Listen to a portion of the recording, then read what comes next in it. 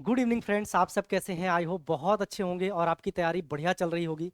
आज हम एक ऐसे टॉपिक को लेकर आए हैं जहां पर बहुत एक समस्या उत्पन्न हो रही है। लोग कह रहे हैं कि 3 गुना सैलरी बढ़ेगी, 2 गुना सैलरी बढ़ेगी, कुछ लोग कह रहे हैं बहुत कम बढ़ेगी। तो पूरा फंडा क्या है इसका, आज हम लोग बहुत ही सिंपल शब्दों में समझने वाले हैं। मैं बात कर रहा हूं एट्थ पे कमीशन की। तो जिनको अभी तक नहीं समझ में आया कि किसकी बात हो रही है, और न्यूज़ में आप देखो हर जगह एट्थ पे कमीशन दिख रहा है आपको, और उसमें बहुत सारे यूट्यूबर हैं। बढ़ जाएगी 3 गुना सैलरी, बढ़ जाएगी 2 गुना सैलरी, और कुछ तो लोग कह रहे हैं कि कुछ नहीं बढ़ेगा। तो आज हम बहुत अच्छे तरीके से इसको समझेंगे सिंपल वे में कि वास्तव में ये क्या है, कितनी सैलरी एक्चुअल में बढ़ेगी अगर एट्थ पे कमीशन जिसकी बात हुई है। अश्विनी वैष्णव ने, आपको पता है अश्विनी वैष्णव ने यह घोषणा कर दी है कि एट्थ पे कमीशन का गठन हो जाएगा। और ऐसी बातें चल रही है कि इसमें एक अध्यक्ष होंगे और 2 सदस्य होंगे। और ऐसी मार्केट में खबरें चल रही हैं कि 2026 से, जनवरी 2026 से ये लागू भी हो जाएगा। तो जो केंद्र सरकार के कर्मचारी हैं उनकी तो बल्ले बल्ले हो जाएगी। तो क्या सच में ये 3 गुना सैलरी बढ़ा रही है, या 2 गुना सैलरी बढ़ेगी, या इससे कम बढ़ेगी? क्यों इतना ज्यादा जो है मार्केट में चीजें फैल रही हैं? न्यूज एक है, हर यूट्यूबर अपने अपने हिसाब से कर रहा है। तो आइए एक दम अच्छे तरीके से, आपको कोई कंफ्यूजन नहीं होने वाला है कि ये क्या है, ये क्या, क्यों ऐसा कहा जा रहा है कि फिटमेंट फैक्टर क्या होता है, डीए क्या होता है। इन सब पे बहुत अच्छे तरीके से हम चर्चा करेंगे प्यारे बच्चों, है ना। एचआरए क्या होता है, तो ध्यान से समझिएगा। एक मैं पेज लेता हूं, एक एक चीजों को इतना इजी भाषा में, इतनी इजी लैंग्वेज में आपको समझने को नहीं मिलेगा। तो वीडियो में आप सभी लोग लास्ट तक बने रहना, और आज आपको एक्चुअल में पता चलेगा कि एट्थ पे कमीशन से सरकार ने किस तरीके से चीजों को घुमाया है और कितनी सैलरी बढ़ रही है। ठीक है, तो चलिए, आपको पता है इसके पहले सेवंथ पे कमीशन आया था, है ना। सेवंथ पे कमीशन आया था, बहुत अच्छे से आपको पता है सेवंथ पे कमीशन आया था। और आपको पता है ये लागू हो गया था प्यारे बच्चे। अगर लागू होने की बात किया जाए तो बहुत अच्छे तरीके से पता है ये 2016 में लागू हो गया था। और जब आया कब था, तो आया था सेवंथ पे कमीशन ये 2014 में। लागू ही इसकी जो संस्तुति, ये 2016 में लागू हुआ था। याद रखना इस बात को। अब जैसे एट्थ पे कमीशन जो है आया कब है, तो आया तो अभी है, आ गया है, अभी गठन हो जाएगा बहुत जल्द ही, एक अध्यक्ष और 2 सदस्य। लेकिन इसे लागू करने की बात कब की जा रही है? 2026 में। तो इसके पहले की चीजें हम लोग जानते हैं। तो हम लोग सबसे पहले आते हैं सेवंथ पे कमीशन में। अगर आप बात करेंगे सेवंथ पे कमीशन में, और इसके पहले जो बात थी प्यारे बच्चे, सिक्स पे कमीशन। इसके पहले क्या था? सिक्स पे कमीशन था, है ना। इसके पहले आपका सिक्स पे कमीशन था। तो आप अब यहां अगर प्यारे बच्चे देखोगे, तो यहां से सिक्स पे कमीशन से सेवंथ पे कमीशन में जब आते हैं तो 2.57 ये फिटमेंट फैक्टर है। फिटमेंट फैक्टर है। अब मैं अभी बताता हूं फिटमेंट फैक्टर होता क्या है। फिटमेंट फैक्टर, तो प्यारे बच्चे ये फिटमेंट फैक्टर क्या था, क्या होता है? अगर आपकी सैलरी की बात किया जाए तो जो आपकी बेसिक सैलरी होती है, बेसिक सैलरी में एचआरए शामिल नहीं होता, डीए शामिल नहीं होता। तो ये फिटमेंट फैक्टर का 2.57 गुना सैलरी बढ़ के आई।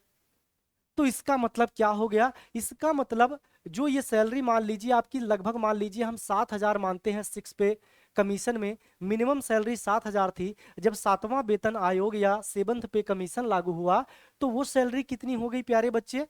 18,000 मिनिमम बेसिक पे आपका हो गया। अब आप कहोगे सर ये तो 2 गुने से भी ज्यादा बढ़ चुका है, 7 दूनी 14 होता है, ये तो 2 गुने से भी ज्यादा बढ़ चुकी है सैलरी, इसका मतलब। और अब आप देखोगे जो एट्थ पे कमीशन आ रहा है, एट्थ पे जो कमीशन है प्यारे बच्चे, उसमें अगर आप देखोगे, इसमें अगर आप देखोगे तो ये जो फिटमेंट फैक्टर है, इसका जो है ऐसा बात चल रहा है कि 2.28 से बढ़कर, यानी 2.28 से लेकर 2.86, यानी इसके बीच में फिटमेंट फैक्टर रहेगा। इसका मतलब क्या हो गया? इसका मतलब ये हो गया कि जो आपकी बेसिक सैलरी है उसका 2.86 गुना जो है आपकी सैलरी, जो मिनिमम पे था वो 2.86 गुना बढ़ जाएगा। हम एक एवरेज मान के चलते हैं, हम एक एवरेज मान के चलते हैं कि ये मान लेते हैं कि फिटमेंट फैक्टर कितना रहेगा? 2.5 गुना। अगर बेटा इसका 2.5 गुना करोगे 18 दूनी 36, 4 40, 5 45। तो इसका मतलब बेसिक सैलरी आपकी 45,000 हो गई, है ना। बेसिक सैलरी कितना हो गई? 45,000 हो गया। अब आप कहोगे सर यहाँ पर तो साफ साफ दिख रहा है 18,000 से जो मिनिमम सैलरी थी, बेसिक सैलरी थी, अब तो 45,000 हो जा रहा है, अब तो 45,000 हो जा रहा है। तो खेला बेटा यही हुआ है। अब आपको क्या समझना है यहाँ पे, ये जो 18,000, ये जो 18,000 प्यारे बच्चे बेसिक सैलरी थी, इस 18,000 में लास्ट तक आते आते, यानी अभी आप देखोगे 2024 तक आते आते डीए कितना परसेंट बढ़ चुका है? 54% डीए बढ़ चुका है। अगर हम इसका केवल 50% लेते हैं, डीए बढ़ा है, 50% लेते हैं, ये डीए क्या होता है? ये महंगाई भत्ता होता है। जैसे जैसे महंगाई बढ़ती है ये डीए भी बढ़ता जाता है। अब डीए के बारे में एक और मैं आपको चीजें बताऊं प्यारे बच्चे।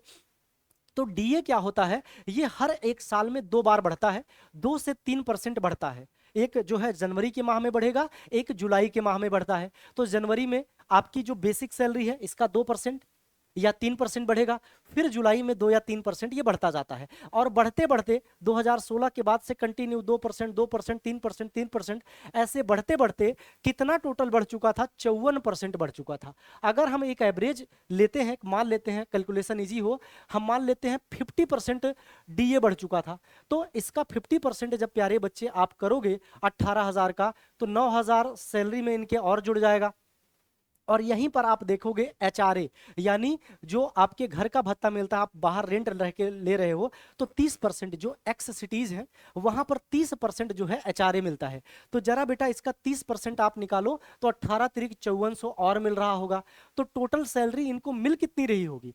टोटल सैलरी अगर इनको मिलने की बात किया जाए तो 18 2 20 7 27 27 5 31,400 लगभग इनको मिल रही थी सैलरी, 31,400। और अब जो कर दिए हैं प्यारे बच्चे, अगर मान लीजिए 2.5% बढ़ता है, तो अब देखिए सैलरी इनको कितनी मिल रही है? 45,000।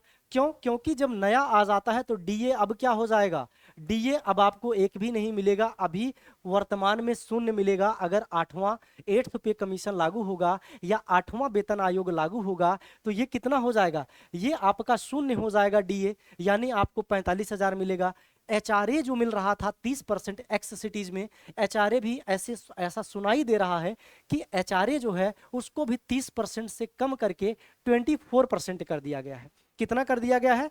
30% से कम करके 24% कर दिया गया है, 24% कर दिया गया है। अब अगर हम इसका, अगर इसका जो है 45,000 बेसिक सैलरी का प्यारे बच्चे 24% करते हैं, तो आप अप्रॉक्स ले सकते हो, अप्रॉक्स 25% आप ले सकते हो। इसका 4 गुना करोगे तो आपको निकल के आ जाएगा, लगभग आपको मिलेगा 56,000, है ना। तो आपको जो सैलरी मिलेगी इन हैंड जो आपके हाथ में आएगी, ये एचआरए हो जाएगा आपका। क्या हो जाएगा? एचआरए हो जाएगा। ये आपको मिलता है, ये एक्स सिटीज में है। बहुत सारी सिटीज में 10% भी एचआरए मिलता है, जहां घर खरीदोगे या किराए पर रहते हो तो कम में रेंट कम होता है, तो उसके हिसाब से सरकार निर्धारित करती है। मैं बड़ी बड़ी सिटीज की बात कर रहा हूँ, वहाँ गवर्नमेंट ने इस बार बोल दिया है कि आपको 30% एचआरए नहीं मिलेगा बल्कि 24% मिलेगा। ऐसी बातें चल रही हैं मार्केट में। 24% मिलेगा तो इसका मतलब जो आपकी सैलरी है कितनी हो जाएगी? 56,000। यहाँ पर इसको आप जोड़ोगे 9 4 13, वैसे ये 32,400 होगा। तो आपकी एक्चुअल में सैलरी बढ़ी कितनी? तो आपकी एक्चुअल में सैलरी जो आपको अभी मिल रही थी अभी तक की 32,400, अभी तक जो आपको मिल रहा था 32,400 से ज्यादा ही मिल रहा था। क्यों? क्योंकि यहाँ पर 54 53 से 54% हो गया था, मैंने केवल 50% लिया। अप्रॉक्स आप मान के चलो कि 33,000 या 34,000 रुपए आपको मिल रहा था, उसकी जगह बेटा आपको अब कितने मिलेगी? 56,000। तो 2 गुना भी सैलरी आपको नहीं मिल रही है, जो मार्केट में लोग आपको बता रहे हैं कि 3 गुना सैलरी बढ़ जाएगी या 2.5 गुना सैलरी बढ़ जाएगी प्यारे बच्चे। तो आप देखो 32, हमें इससे ज्यादा सैलरी अभी आपको मिल रही है ना, इससे ज्यादा सैलरी अभी आपको मिल रही है। 8वां पे कमीशन लागू हो जाएगा तो जिसकी सैलरी 18,000 थी उसको टोटल कितना मिल रहा है? मान लीजिए हमने एक कैलकुलेशन किया थोड़ा कम ज्यादा करके, 32,000। हमने मान लिया 32,000, थोड़ा सा ज्यादा कर लो 33,000 मान लो। अब 33,000 का 2 गुना करोगे तब होगा 66,000, लेकिन यहाँ पर कितना आपको मिल रहा है, 56,000 मिल रहा है। तो कितना ज्यादा मिला, लगभग आप देखोगे 2 गुना भी सैलरी नहीं मिल रही है, 2 गुना भी सैलरी आपकी नहीं बढ़ी है। तो मार्केट में ये जो प्यारे बच्चे अफवाह चल रहा है ना, ये बिल्कुल गलत है, ये बिल्कुल झूठा है। अब आप सोचोगे सर ऐसे कैसे हो गया, तो आपको पता है प्यारे बच्चे, यहां पर तो आपको लगभग 54% सैलरी का, 54% बेसिक सैलरी का तो आपको क्या मिल रहा था, डीए मिल रहा था। यहां डीए कितना हो गया, जीरो हो गया। यहां कितना हो गया, डीए डीए जीरो हो गया। तो वो 54% आपकी सैलरी से एक प्रकार से कट गया। अगर टोटल तब मिलता जब डीए अभी भी 54% रखा जाता। लेकिन आपको पता है हर 10 साल पर जब कमीशन का गठन होता है तो अब क्या करती है, डीए को हमेशा वो शून्य किया जाता है। अब फिर 2-2% बढ़ाते, 3-3% आगे बढ़ाते जाएंगे। अगर सोचो कि डीए शून्य पर ना किया जाए, कंटिन्यू उसको बढ़ाते जाएंगे, तो एक टाइम आएगा 1000%, 2000% हो जाएगा, तो कितनी ज्यादा सैलरी हो जाएगी। तो इसलिए हर 10 साल पे डीए को शून्य पर लाया जाता है। अब यहां से डीए एक एक महीने में 2-2%, यानी एक साल में 2 बार बढ़ेगा, तो 2% 4%, यानी एक साल में जैसे 4% बढ़ जाएगा। हाँ, इसका फायदा ज्यादातर कब होगा, अभी तो आपको दो गुना भी सैलरी आपकी नहीं बढ़ रही है। अब आप निकाल लेना मैथ से कि 32,000 या 33,000 में 56,000 अब जिसकी सैलरी पहले मिलती थी इन हैंड 33,000, अब उसकी सैलरी कितनी हो गई है, 56,000 हो गई। तो 2 गुना भी सैलरी आपको नहीं मिल रही है। तो बहुत ज्यादा जो है खुश होने वाली बात नहीं है कि हमको जो है फिटमेंट फैक्टर जो है 2.86 गुना कर दिए हैं, तब हमारी सैलरी भी इतना गुना हो जाएगी। 2 गुना भी सैलरी नहीं हो रही बेटा, तो इसको ध्यान से समझना है।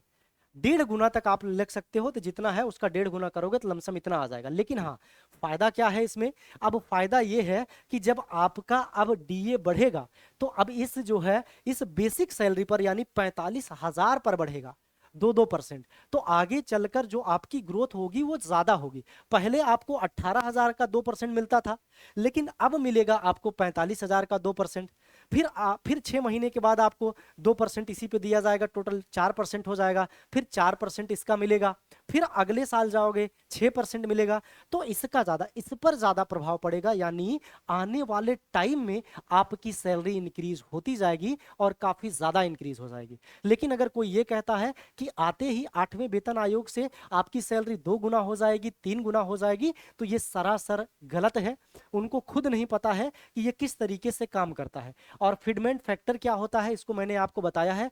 बेसिक सैलरी जो है आपकी, उसमें फिटमेंट फैक्टर का गुणा कर दोगे, तो उसको गुणा कर दोगे तब वही होता है। जैसे 1800 है, यहां पर 2.57 है, तो यानी आपकी 7th पे 6 पे कमीशन से जो 7th पे कमीशन पर आए, इसका मतलब 157% आपका जो है सैलरी बढ़ी है। 157% आपकी सैलरी बढ़ी है। लेकिन आप यहां देखोगे टीए डीए जुड़कर आपको कितना मिल रहा है, लगभग आपको जो है उससे कम ही काफी आ गया है। तो इस तरीके से इसको समझना है। अब आपको ये सोचना है जो एग्जाम में पूछा जाएगा, ये तो आप लोग एकदम परेशान हुए हो कि हमारी 3 गुना 4 गुना सैलरी हो जाएगी, ये तो मैंने आपको बता दिया। अब जो एग्जाम में पूछा जाता है उसकी बात हम कर लेते हैं।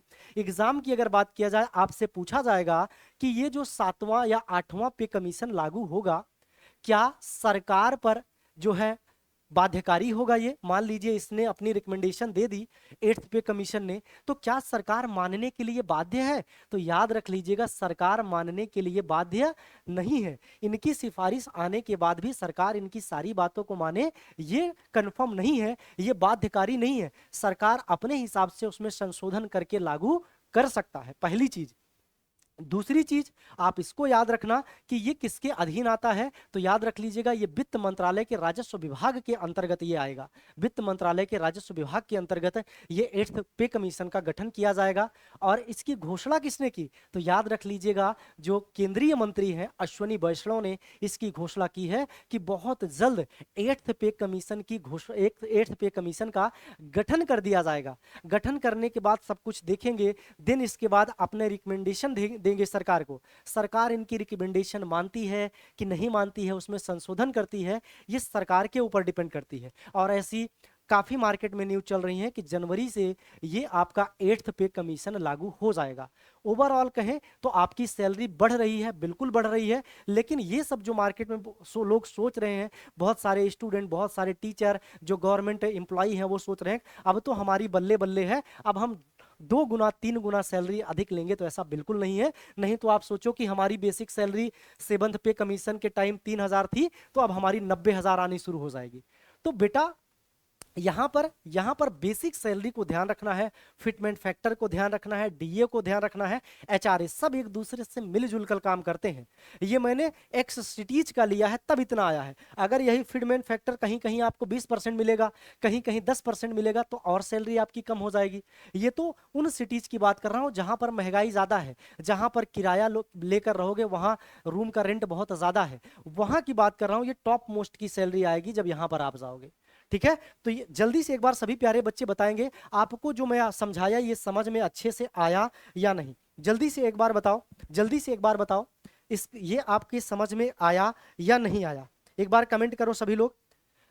और आप लोगों के दिमाग में एक चीज और आता होगा, क्या पूरे भारत में होगा?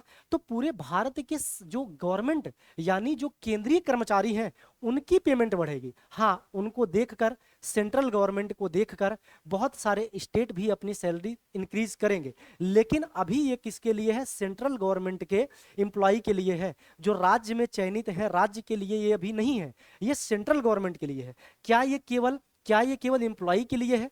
एम्प्लॉय के वेतन के में ही बढ़ोतरी होगी? तो नहीं, सेंट्रल गवर्नमेंट के जितने भी एम्प्लॉय हैं और जिनको पेंशन मिल रहा है, तो ये दोनों के लिए है। आपको पता है, अगर बात किया जाए सेंट्रल में अधिकारियों की, तो 50 लाख से अधिक जो केंद्र में लोग कार्यरत हैं उनकी सैलरी बढ़ेगी, और 60 लाख से लगभग 60 से 65 लाख से अधिक जो है पेंशन भोगी हैं, उन पेंशन को भी बढ़ाया जाएगा, उन पेंशन को भी बढ़कर अब मिलेगा।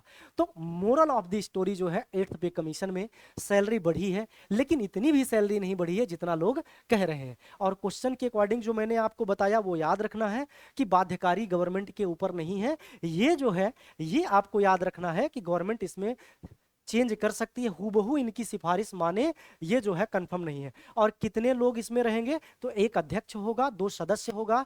जनवरी 2026 से इसे लागू करने की बात की जा रही है। एक क्वेश्चन और दिमाग में प्यारे बच्चों आपके आना चाहिए, क्या जनवरी से ही पैसे बढ़कर मिलने लगेंगे? तो ऐसा बिल्कुल नहीं है। हो सकता है फरवरी, मार्च, अप्रैल, मई, जून, 5 से 6 महीना लग जाए सैलरी बढ़कर आने में। लेकिन हाँ, जब से ये लागू होगा तब से ही ये कंक्लूड किया जाएगा कि कब से आपका लागू हुआ, उस टाइम से, उस महीने आपकी बेशक सैलरी पिछले अकॉर्डिंग आए, लेकिन वो जोड़कर जब भी आपको दिया जाएगा एक साथ वो 5 महीने की सैलरी जितना हो रहा है जब से लागू हुआ है तब से जोड़कर दिया जाएगा, है ना? तो इस बातों को बहुत अच्छे से ध्यान रखना और सारे फ्रेंड्स में अपने शेयर कर देना। इसी तरीके से और अच्छे से समझने के लिए कोई टॉपिक अगर आपको समझना हो तो हमारे चैनल एचडी कैंपस को जो है सब्सक्राइब कर लेना, अपने दोस्तों में शेयर कर लेना। तो और कमेंट करके सभी लोग बताना कि आपको इजी तरीके से ये जो समझाया गया समझ में आया कि नहीं। और एक चीज लास्ट में जाते जाते ये मैं आपको बता दूं, पहली बार अगर आपसे पूछा जाए ये पहली बार कब आया था, पहली बार ये कब लागू हुआ था, तो आप लोग जल्दी से बताइए ये पहली बार कब लागू हुआ था, जल्दी से बताइए। पहला जो कमीशन आया था ये कब लाया गया था, आप लोगों को प्यारे बच्चे बताना है, जल्दी से बताइए। ये आपका क्या है? ये आपका होमवर्क है। पहला वेतन आयोग कब लाया गया था, ये आपका होमवर्क है। आजादी के पहले, आजादी के बाद, 1946 में, 1947 में, 1950 में कब आया था? और याद रखना, पिछला वाला 2016 में लागू हुआ था 7th पे कमीशन, और इसकी बात लागू करने की बात कब चल रही है? 2026 जनवरी में। आया कब है? ये आ गया है 2025 जनवरी में, बात कर दी गई है। तो ठीक है, तो ऐसी और वीडियोज पाने के लिए हमारे चैनल को सब्सक्राइब करें। जय हिंद, जय भारत।